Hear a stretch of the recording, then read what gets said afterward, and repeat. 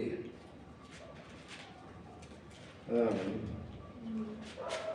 Hebreos 9. A ver.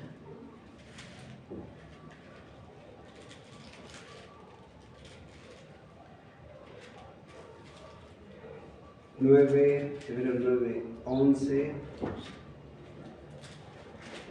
al 16.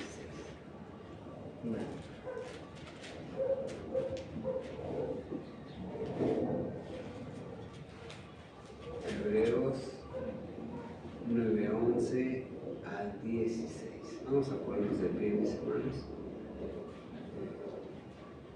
Lo vamos a leer atentamente. Dice: pero estando ya presente Cristo, sumo sacerdote de los bienes venideros, por el más amplio y más perfecto tabernáculo, no hecho de manos, es decir, no de esta creación, Y no por sangre de machos cabríos ni de becerros, sino por su propia sangre, entró una vez para siempre en el lugar santísimo, habiendo obtenido eterna redención.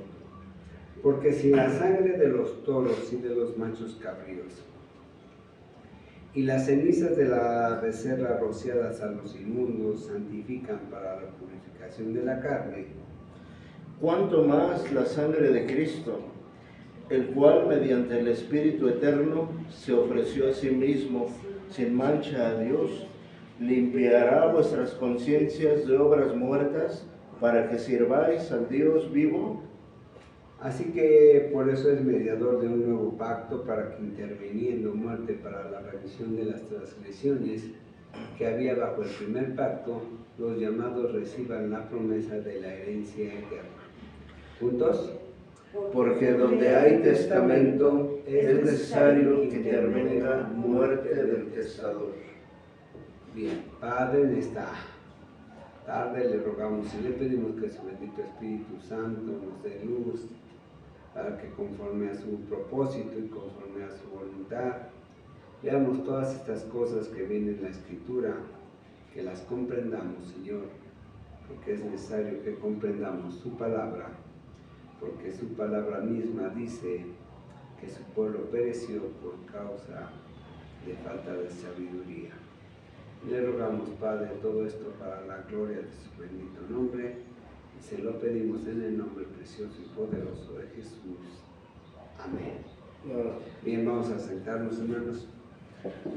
Vimos primeramente, hermanos, que nuestro Señor Jesucristo es el sumo sacerdote, ¿verdad? Y ya sabemos que las dos labores o los dos trabajos más importantes de un sumo sacerdote eran hacer sacrificios y ¿qué más? Interceder por el pueblo, por los pecados del pueblo delante de Dios, ¿sí? Entonces ya vimos que vimos acerca del tabernáculo la clase pasada, y vimos que ningún culto, ninguna religión, ningún culto, ninguna religión, nuevamente digo, puede salvar ni limpiar de pecados al hombre. Y se refería el autor de esta carta acerca de el culto que se lleva a cabo en el judaísmo.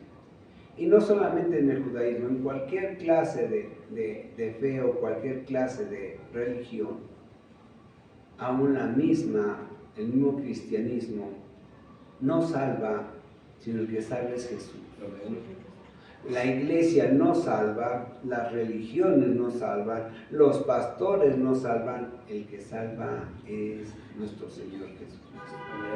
Por eso dice, vean en el versículo 11, pero estando ya presente Cristo, sumo sacerdote de los bienes venideros, por el más amplio y más perfecto tabernáculo, no hecho de manos, es decir, no de esta creación, y no por sangre de machos cabríos ni de becerros, sino por su propia sangre, entró una vez para siempre en el lugar santísimo, habiendo obtenido eterna redención. Vamos a ver qué dice el 11 y 12. El hombre necesita de una manera irremediable para ser perdonado de pecados, para poder convivir con Dios, necesita de Cristo. Necesita estar limpio. No hay otra manera de que el hombre esté limpio si no está Jesús en su ser, adentro de él mismo, en su corazón espiritual. Si no está Jesús allá adentro, el Espíritu Santo tampoco está el Padre. Necesitamos a Jesús para recibir de Dios las promesas de salvación. Por eso dice en el versículo 11: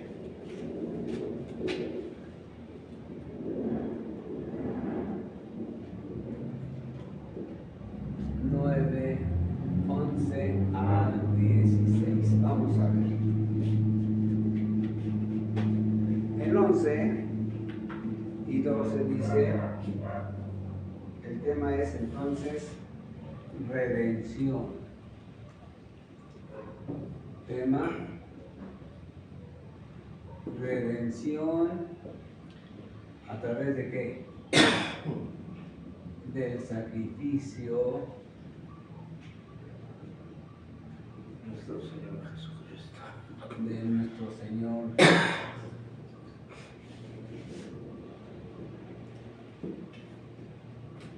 Ahora, redención, ¿qué es, hermanos? Es comprar por precio. Yo necesito comprar algo, lo tengo que comprar con algo. Para redimirlo necesito comprarlo con algo que sea semejante a lo que pretendo comprar. En la redención, lo que necesitamos es que nos compren para salvación, que nos compren con sangre. Y esa sangre tiene que ser de un tipo muy especial. Una sangre que esté libre de pecado. Y ningún ser humano, ninguno, excepto nuestro Señor Jesucristo, tenía su sangre santificada totalmente. Santa, limpia de todo pecado, limpia de toda maldad, limpio de todo. Ahora bien, fíjense bien, si nuestro Señor Jesucristo dice que era sumo sacerdote, ¿verdad? Esa es la premisa. Sumo sacerdote. Versículo 11. 11 y 12. Dice, cuando llega Jesús,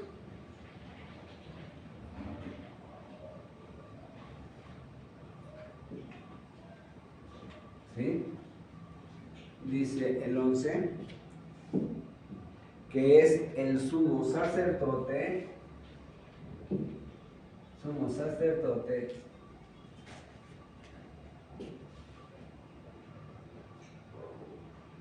de los bienes venideros.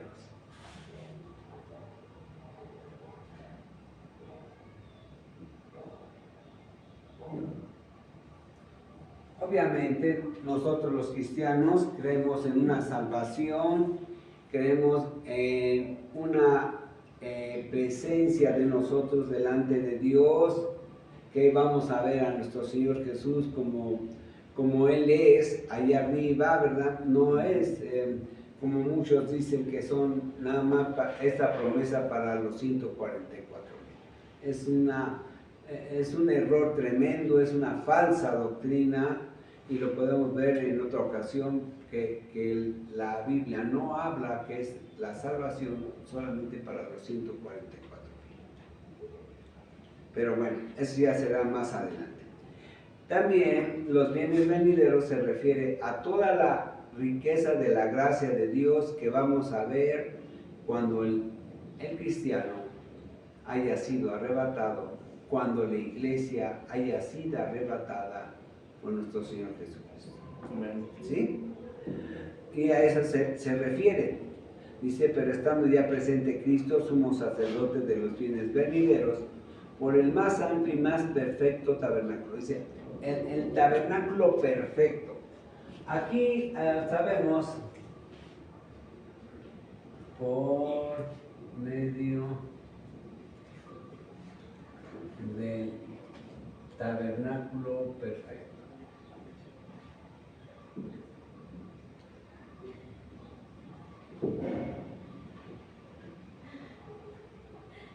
¿Sí?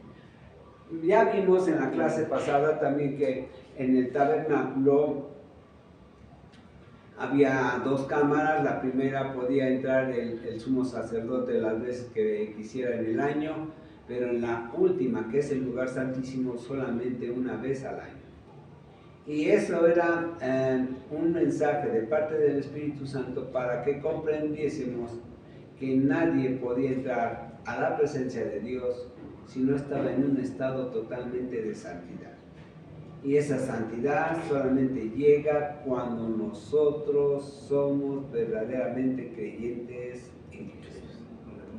No por nuestras obras, es por la pura misericordia de Dios que se ha compadecido de nosotros y nos da la fe para que creamos en Cristo. La fe es salvadora. ¿Bien? Y dice que estando ya presente nuestro Señor Jesucristo como sumo sacerdote de los bienes venideros por el más amplio y perfecto tabernáculo, no hecho de manos, es decir, no de esta creación. Entonces se está refiriendo, este tabernáculo perfecto está en el cielo. No es de esta creación. No es de esta creación. Y además, ¿verdad? El tabernáculo era, recuerden que Moisés, cuando quería estar en la presencia de Dios, se iba al tabernáculo, el Señor hablaba con él, Moisés intercedía por el pueblo, y entonces el Señor perdonaba sus transgresiones y recibía la bendición de lo que estaba pidiendo el pueblo, de lo que estaba necesitando el pueblo. ¿Sí? Y entonces dicen, entonces ahí en el tabernáculo era la intercesión que hacía Moisés por el pueblo. Pero no solamente esto, sino también a las puertas del tabernáculo se hacían los sacrificios. Y esos sacrificios, dice, no por sangre de machos cabríos ni de becerros, sino por su propia sangre, ¿verdad? Entonces, cuando nuestro Señor Jesucristo llegó a este tabernáculo y entró a él, a la presencia de Dios Padre, entonces nuestro Señor Jesucristo lo hizo por medio de un sacrificio.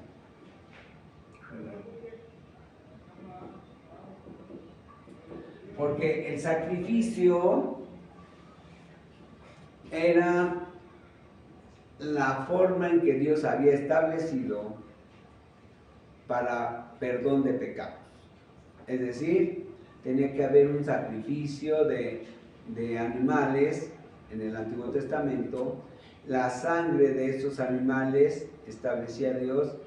En realidad, Dios, si lo vemos a través de Isaías, veremos que esa sangre era para recordarle al hombre, no que limpiara verdaderamente del pecado, sino que era una forma de la que Dios, como se hacían los sacrificios cada año, entonces Dios les recordaba al pueblo que era un pueblo pecador. ¿Sí? No era para limpiar verdaderamente de pecados, era para recordarle y hacer consciente al hombre de que son pecadores. ¿Sí? Y entonces dice nuestro Señor Jesucristo entró al tabernáculo, no con sangre de animales, ¿verdad? Como lo hacían los sacerdotes humanos, ¿verdad? O los sacerdotes imperfectos, sino por su propia sangre. Entonces, lo hizo por medio de un sacrificio único, perfecto y eterno. ¿Sí? Esas son las características del sacrificio de nuestro Señor Jesucristo. Son las características de un sacerdote perfecto. Amén. No como dice la misma escritura que se tenían que hacer muchos sacrificios los sacerdotes imperfectos. No, nuestro Señor Jesucristo hizo un solo sacrificio perfecto y eterno. Y por medio de este sacrificio obtuvo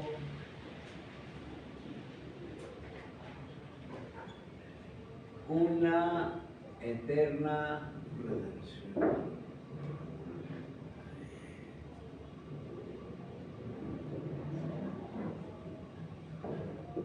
una eterna redención.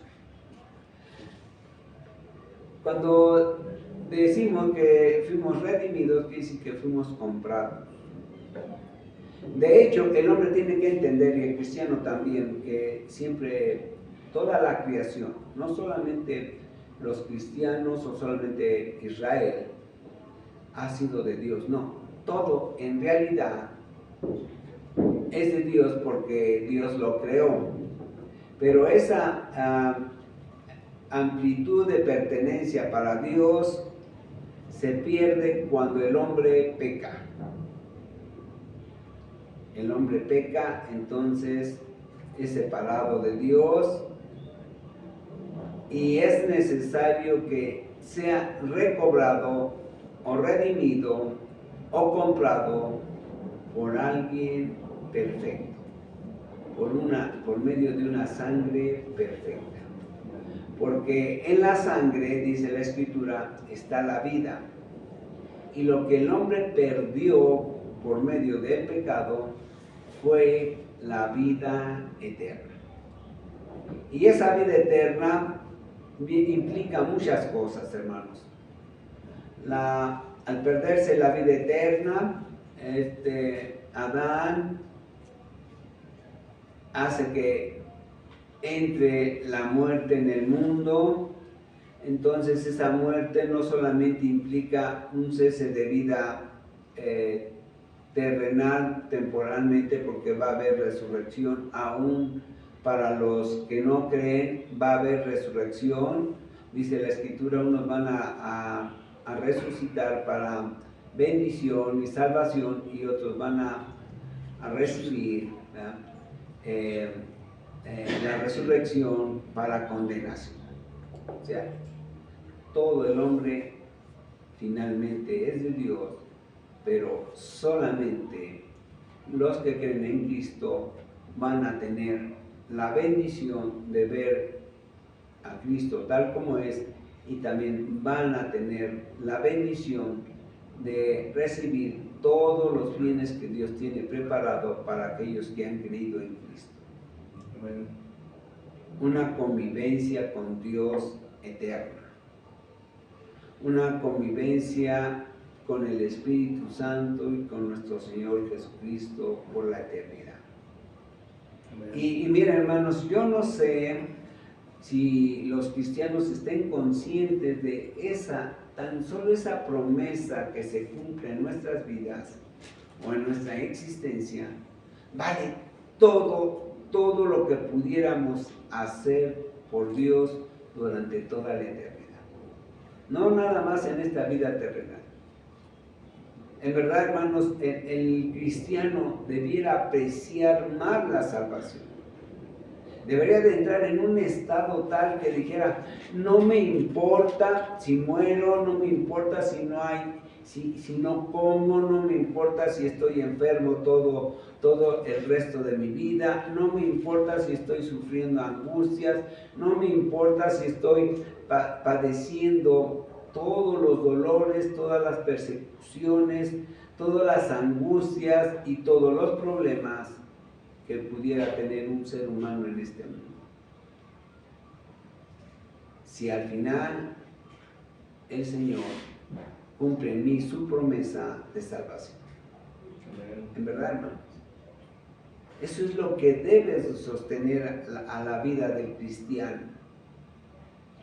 Tan solo esa promesa, aparte de que se van a cumplir todas las promesas de la Biblia, porque en realidad la gran mayoría de las promesas de Dios para su pueblo es para la otra vida, no para esta. No es para nuestra vida terrenal, es para nuestra vida espiritual. Y sabemos que nuestro cuerpo no va a ser un cuerpo totalmente espiritual, va a ser un cuerpo entre espiritual y terrenal, es decir, que tenga características materiales y que tenga características espirituales. Vamos rápidamente a Juan. Guarden su lugar, por favor, y vamos a Juan para explicar un poco de esto. Si eso no anima al cristiano a soportar todo lo que viene en este mundo, yo no sé qué le podrá animar para seguir sufriendo lo que tenemos que padecer. Nuestro Señor Jesús ya había muerto y había resucitado. Se le aparece primeramente a unos discípulos de él, y esos discípulos van y hablan con los que no lo habían visto. Eran unos cuantos. Y entre ellos, el que no lo había visto resucitado era Tomás.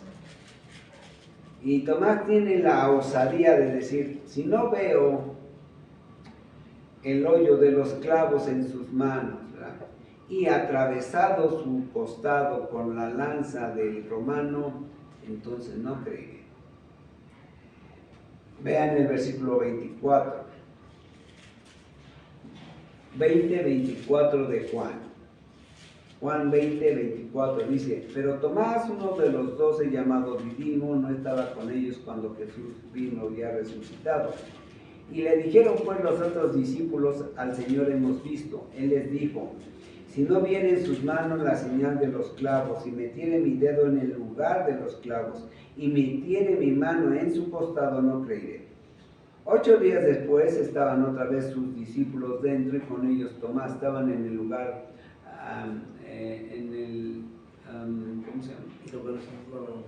Aposento. En el aposento alto, ¿verdad? Y luego dice, estando ellos con Tomás allí, llegó Jesús, estando las puertas cerradas, y se puso en medio y les dijo, paz a vosotros. Es decir, estaban las puertas cerradas, entró nuestro Señor Jesucristo, atravesó la materia.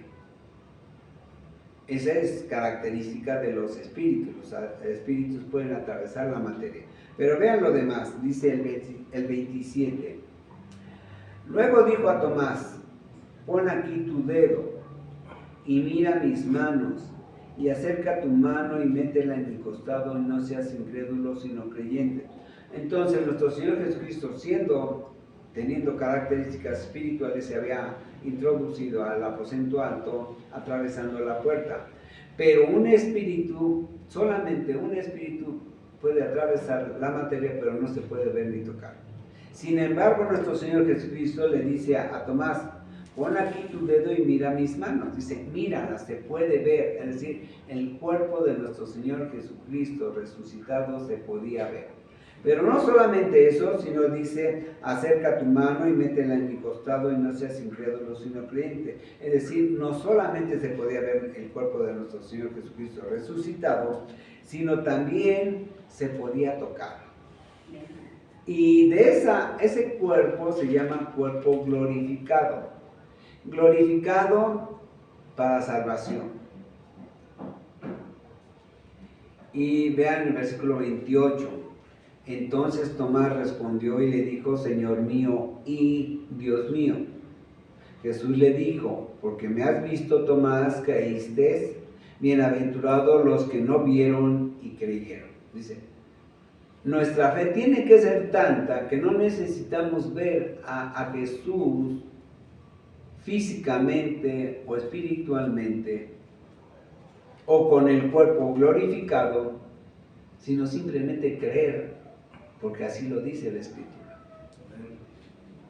Esa es la bienaventuranza, es lo bienaventurado que somos, que no hemos visto a Jesús como lo vieron sus discípulos en ese momento, pero hemos creído en Él, hemos creído en su sacrificio, hemos creído que ese sacrificio verdaderamente quitó el pecado del mundo, pero que nosotros, al haber creído en Él, nosotros somos redimidos por su sangre preciosa. Y vamos a verle tal como Él es. Vamos a los Corintios,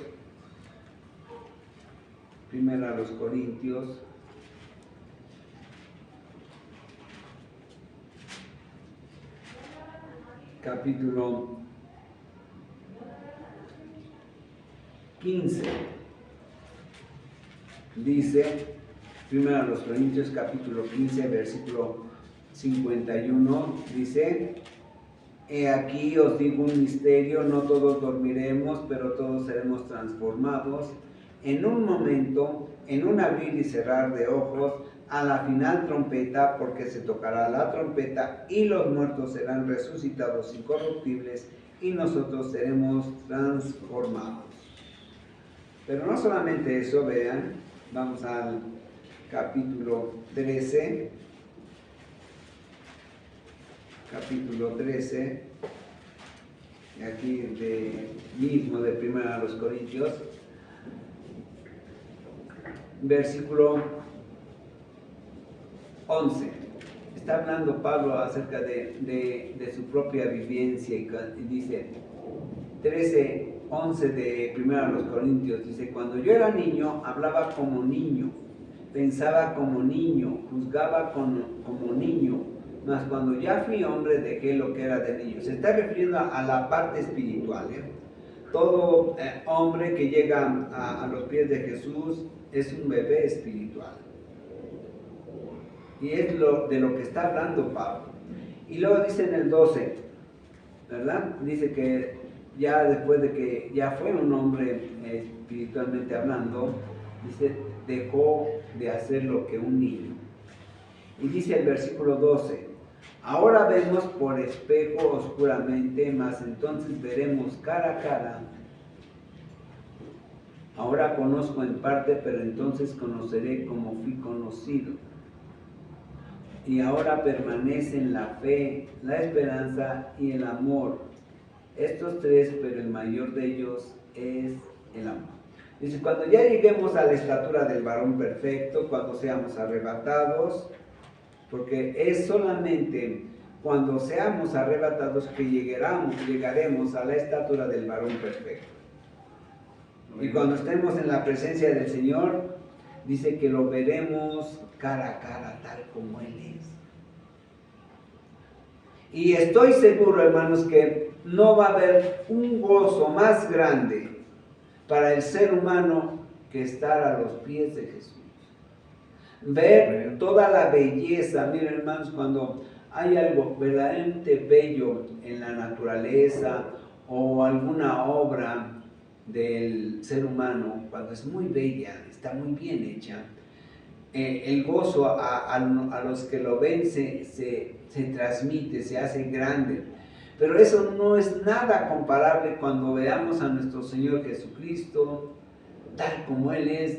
Esa belleza va a ser tan inmensa que no nos va a quedar más que arrodillarnos, humillarnos y ver que Él ha cumplido su promesa de salvación para nosotros.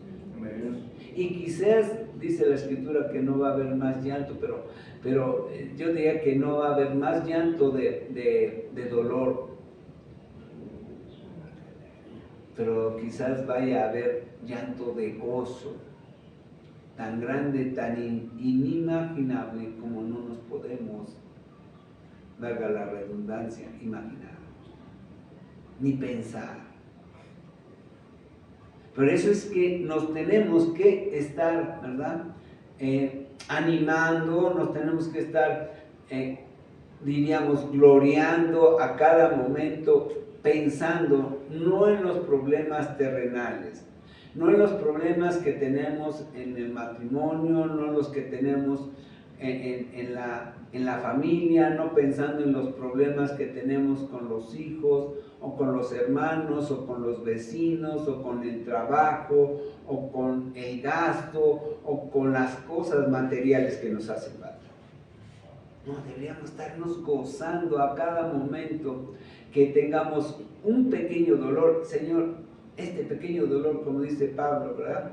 Miren, vamos a ver qué es lo que dice Pablo acerca de esto aquí en 2 Corintios.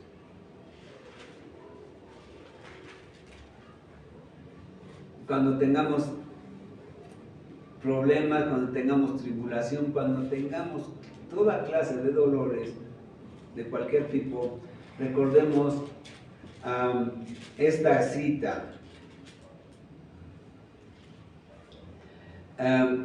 Segunda a los Corintios, capítulo 4. Vea, así, desde el versículo 15, está hablando Pablo acerca de esto. Vean qué dice. Segunda a los Corintios 4, 15. Porque todas estas cosas padecemos por amor a vosotros, para que abundando la gracia por medio de muchos, la acción de gracia sobreabunde para gloria de Dios. Por tanto, no desmayamos, dice, no nos tiramos por todos los problemas que ya hemos tenido por la predicación del Evangelio.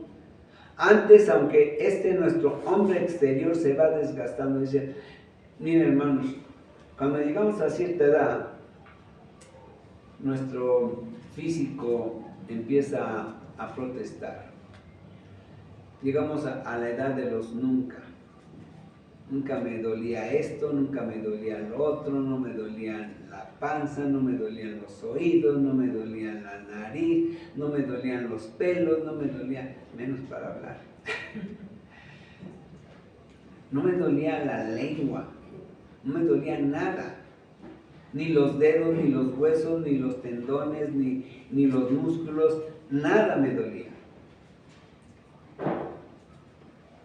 Y llegamos a la edad en que empieza a dolernos todo, ¿verdad? A la edad de los nunca. Y luego dice, por tanto, 16, por tanto no desmayamos antes, aunque nuestro hombre exterior se va desgastando, es decir, se va envejeciendo, el interior, no obstante, se renueva de día en día. Y vamos a ver cómo se renueva, es decir, se va haciendo joven. Porque esta leve tribulación momentánea, dice bien lo que está diciendo, leve, o sea, estoy con el alma pendiendo de un hilo, porque mis hijos están enfermos, porque mis hijos están mal, andan mal en el mundo, espiritualmente están muertos, están teniendo mucho pecado, mis hijos están casados, pero a lo mejor mis hijos están bien, pero están padeciendo necesidades, o sea, toda clase de problemas que nos podamos imaginar, que todos hemos tenido, ¿verdad? Dice Pablo, es una leve tribulación, leve, dice, es un rasponcito. Dice, lo que te pasa en el mundo es un rasponcito. No chilles. A las mujeres les dice, no llores. A los hombres les dice la palabra, no seas marica. No seas chillón. Y dice, porque esta leve tribulación momentánea produce en nosotros un cada vez más excelente y eterno peso de gloria. Dice, lo que debe de suceder en un verdadero cristiano, en una verdadera cristiana, es que nosotros tenemos que entender que esas tribulaciones son para edificarnos, para fortalecernos, que son una oportunidad para mostrarle a Dios que verdaderamente hemos confiado en sus promesas. Amén. Para eso son los problemas para el Señor, que el Señor permite para su pueblo. Y yo sé que es muy duro la vida cristiana, hermanos, que los pastores que digan que la vida cristiana es una vida en algodones, están mintiendo.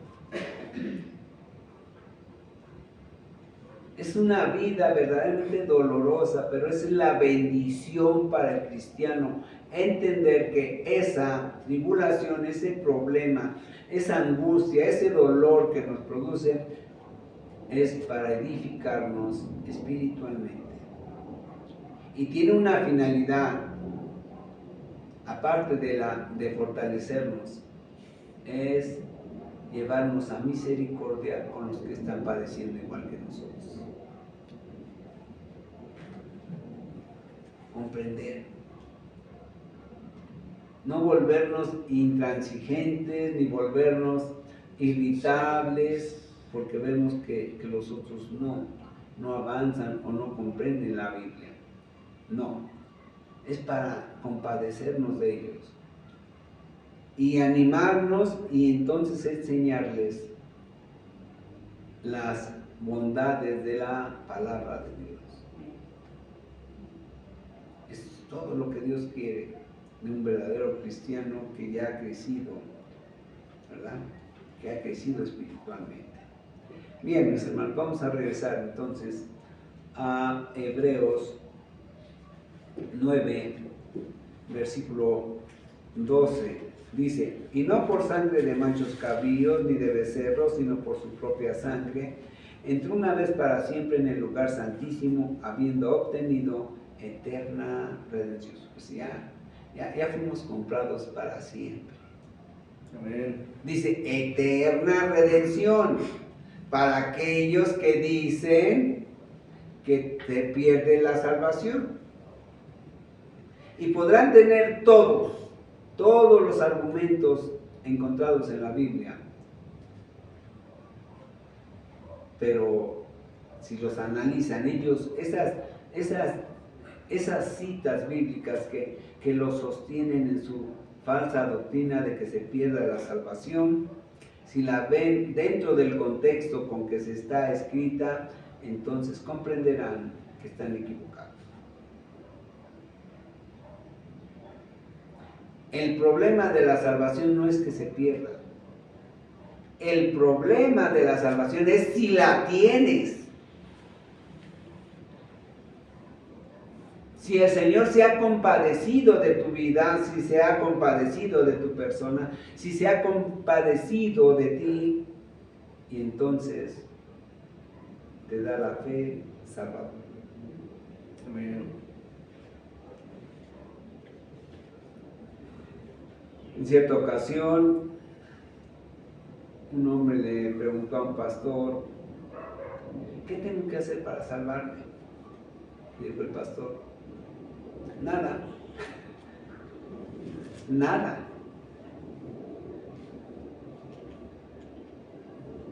Solamente llevar a misericordia a Dios. Desear la salvación, pero desearla. Y el desear no es obra. Y si es antes de la salvación. ¿Estamos de acuerdo? Sí. Bien, mira, voy a explicar esto. Aquí está la salvación. Voy a pensar que es un túnel.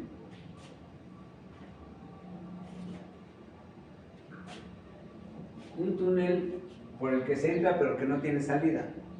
Esta es la salvación, ¿estoy viendo?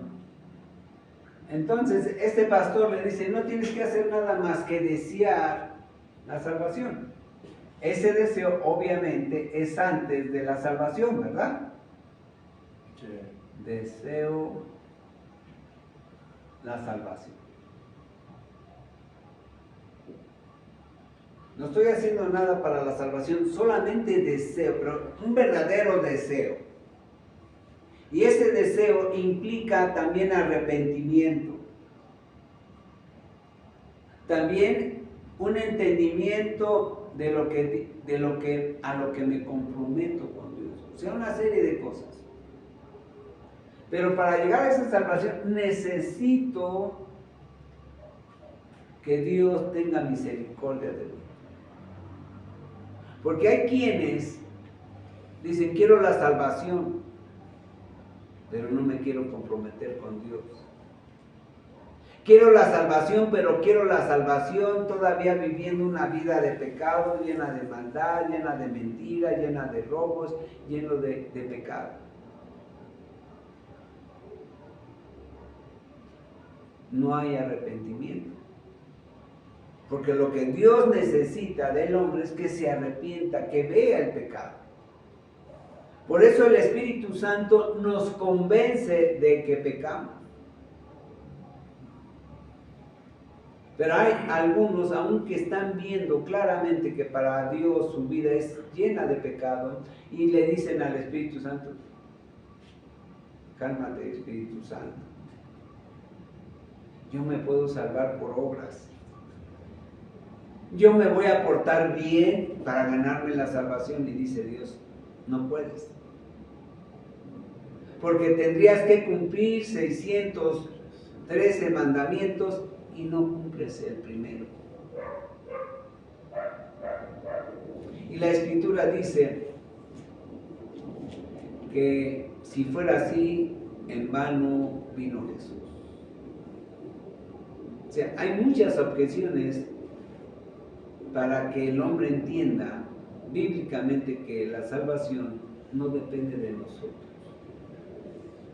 sino que depende de Dios, de la misericordia de Dios, de que verdaderamente deseemos recibir a Cristo, de que verdaderamente hayamos comprendido que nuestra vida es un pecado completo, que nuestra vida no vale nada y que si nos salva el Señor, si tiene misericordia, es precisamente por pura misericordia. Amén. Esa es la realidad. Así que dice, obtenido eterna redención. Porque si la sangre de los toros y de los machos cabríos y las cenizas de las becerras rociadas a los inmundos santifican para la purificación de la carne. Ahora, dice, si están pensando eso, ¿verdad? Dice, porque hay algunos que dicen, no, es que en el Antiguo Testamento dice esto y que era para santificación y para regeneración de los hombres. Y la Escritura dice, si piensas eso, aún eso, dice, si los animales, ¿verdad?, la sangre de esos animales pudiera purificar, cuanto más la sangre de Cristo. Amén. Cuanto más la sangre de Cristo, el cual mediante el Espíritu Eterno se ofreció a sí mismo sin mancha a Dios. Esta sangre limpiará vuestras conciencias de obras muertas para que sirváis al Dios vivo. La única manera de que seas limpio es que la sangre de Cristo haya rociado tu espíritu, te haya bañado espiritualmente con su sangre preciosa, limpia y santa, y es la única manera de que tú puedes ser salvo. La única manera. Y eso nos va a limpiar para que sirvamos al Dios vivo. Las obras muertas, hermanos, es todo aquello que hayamos hecho o que habremos hecho o que sigamos haciendo pero que llevan a muerte. Y que ya están pasadas, pero dice, la sangre de Cristo nos va a salvar, nos va a limpiar. ¿Y cómo nos va a limpiar? Cada momento, vean,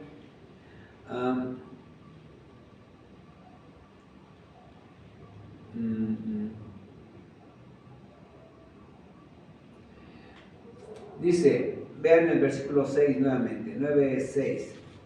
Y así dispuestas estas cosas en la primera parte del tabernáculo, entran los sacerdotes continuamente para cumplir los oficios del culto.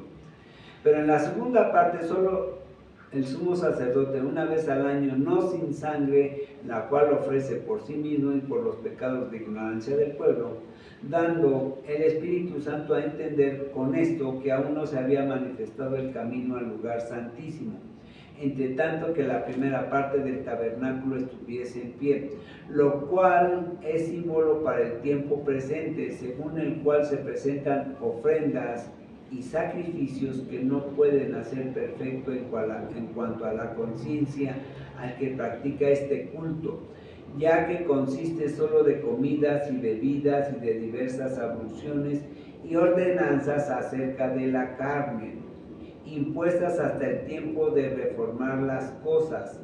Pero estando ya presente Cristo, sumo sacerdote de los bienes venideros, por el más amplio y más perfecto tabernáculo no hecho de manos, y no por sangre de machos cabríos, sino por su propia sangre, por su propia sangre. ¿Ya lo vimos? Una sola sangre que es la de Cristo, solamente la de Él. No hay más, hermanos. No hay más sangre que la de Cristo. Amén. Bien. Así que por eso es mediador de un nuevo pacto, para que interviniendo muerte para la remisión de las transgresiones que había bajo el primer pacto, los llamados reciban la promesa de la herencia eterna. En otras palabras, el antiguo pacto fue imperfecto no por la parte de Dios. La imperfección de ese pacto, de ese primer pacto, fue porque el hombre no fue capaz de cumplir su parte. Ya en el pasado estudio vimos qué consiste un pacto, ¿verdad? Y entonces dice, ese pacto, ¿verdad? Todas las transgresiones del pueblo de Israel contra Dios hicieron imperfecto ese pacto.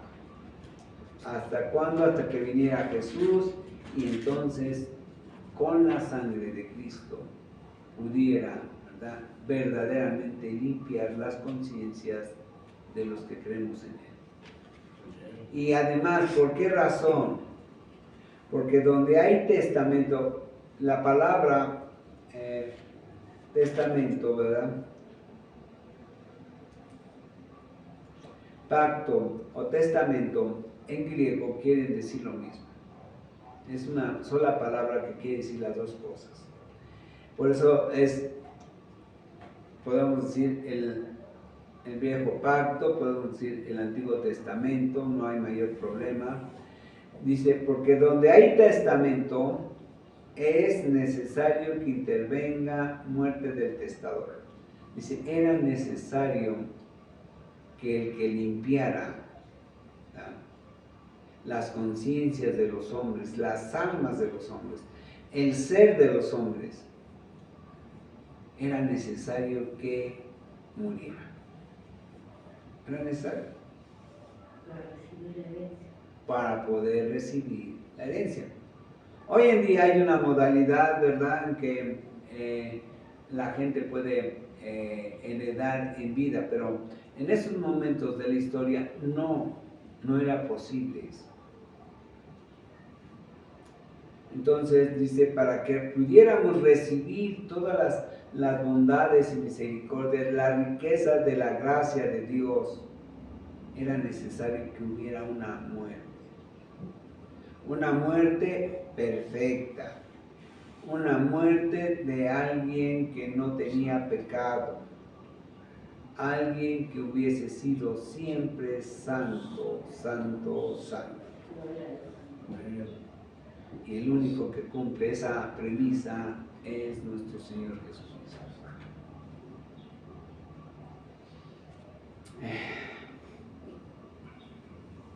¿Quiere recibir la herencia? Amén, amén. Yo ruego, en verdad ruego, hermanos, a cada momento y a cada día que todo mundo sea salvo. ¿Y por qué pido solamente por Monterrey en ese contexto? Pero también pido por los demás hermanos en la sangre de Cristo que están alrededor del mundo, ¿verdad? Pero ¿por qué específicamente de Monterrey? Porque es la iglesia que el Señor puso en mis manos. Es de la que el Señor me va a pedir cuentas.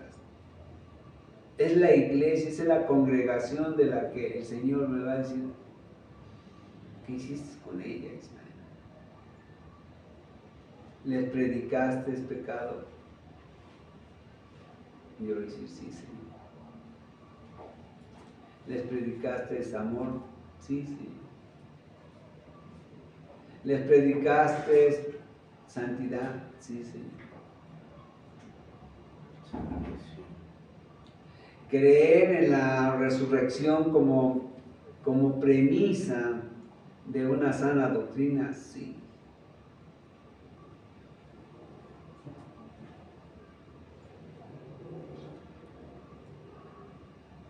¿Les predicaste diezmo? Voy a decir, poquito, Señor.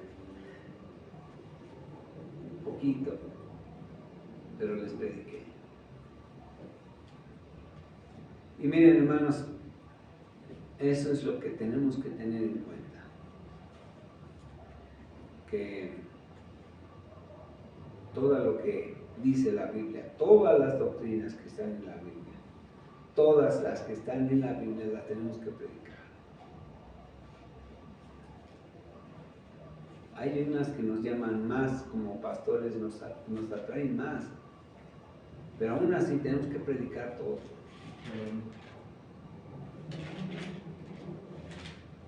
Todo. Infierno, pecado, maldad, santidad, resurrección, santificación, regeneración, arrebatamiento, ¿cierto? Es que no creo en el arrebatamiento, pues la Biblia dice que hay arrebatamiento.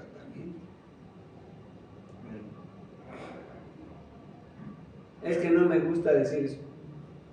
Dios no quiere que tú prediques lo que tú quieres. El Señor quiere que prediques lo que Él dejó en su palabra. Pero trazándola bien, haciéndola entendible para la iglesia. Y entendiendo que esto último que vamos a ver. Vamos aquí a Hebreos. En el capítulo 12. Lo más importante, vean.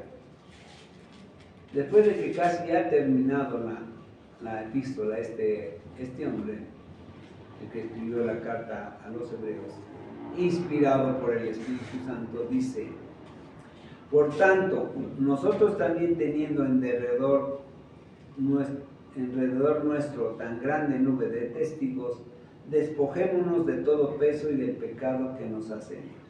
Dice, vamos a despojarnos. Despojarse quiere decir quitártelo. Ay, ¿cómo me quito el pecado? Lo voy a limpiar. No está diciendo eso. Quitarnos el pecado quiere decir no vivas ya como has vivido hasta ahora. Quítatelo. Porque después de haber creído, hermanos, el Espíritu Santo trabaja sobre los que trabajan, es decir, sobre los que se esfuerzan en obedecer a Dios. Y dice, despojémonos de todo peso y del pecado que nos asedia. Todo peso se refiere a todo aquello que nos estorba. Todo aquello que estorba para que vivamos, ¿verdad?, como Dios quiere.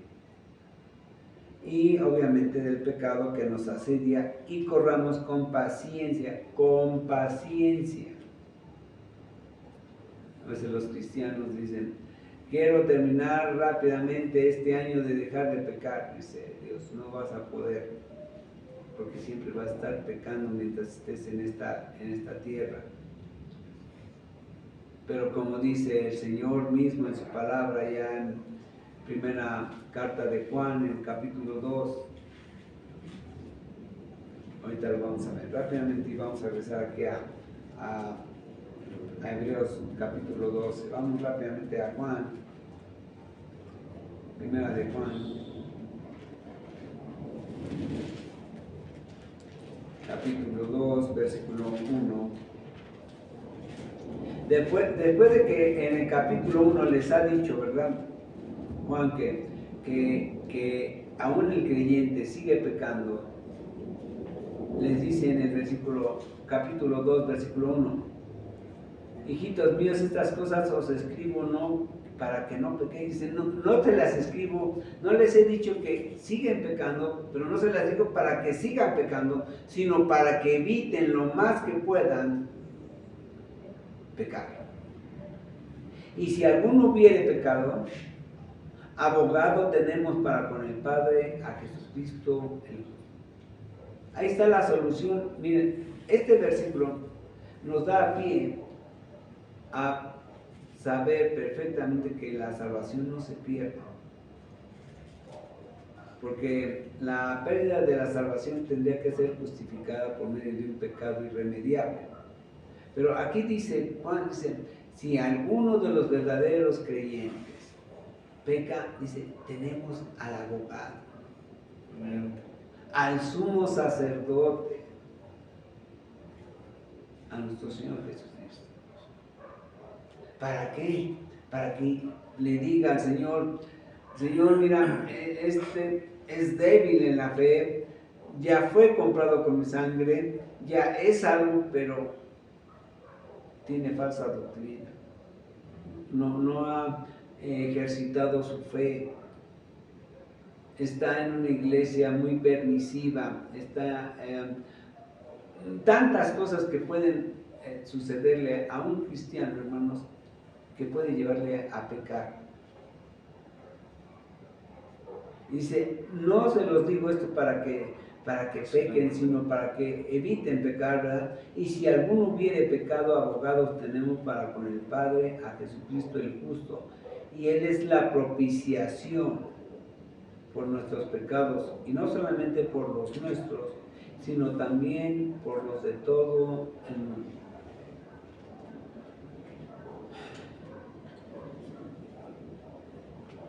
El punto culminante de toda predicación tiene que ver con Cristo.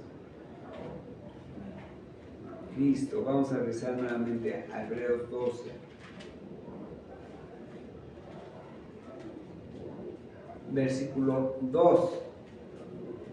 Puestos los ojos en Jesús, el autor y consumador de la fe, el cual por el gozo puesto delante de él, sufrió la cruz, menospreciando el oprobio, y se sentó a la diestra del trono de Dios. Es decir, no te fijes en los que sufren.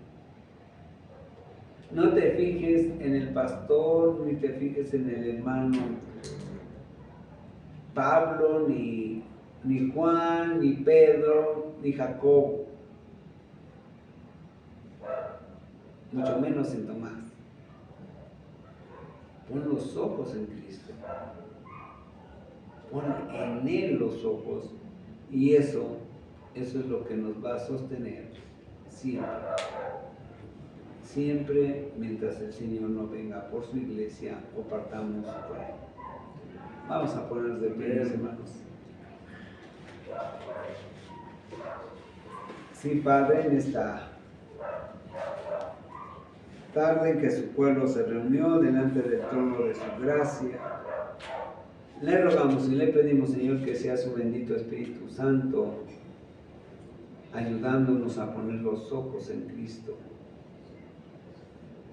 poniendo en nuestro corazón, en nuestra esperanza, Señor, todas las promesas de nuestro Señor Jesucristo para el que haya creído en Él.